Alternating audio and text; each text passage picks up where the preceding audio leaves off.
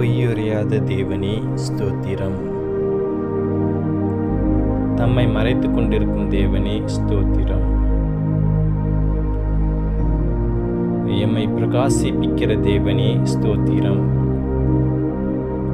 பூரண வடிவுள்ள சீயோனில் இருந்து பிரகாசிக்கும் தேவனே ஸ்தோத்திரம். தலைமுறை தலைமுறையாய் ராஜரிகம் பண்ணும் தேவனே ஸ்தோத்திரம். தமது பரிசுத்தத்தை கொண்டு விளம்பும் தேவனே ஸ்தோத்திரம்.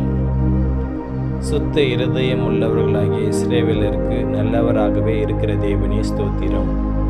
சமீபத்திற்கும் தூரத்திற்கும் தேவனே ஸ்தோத்திரம்.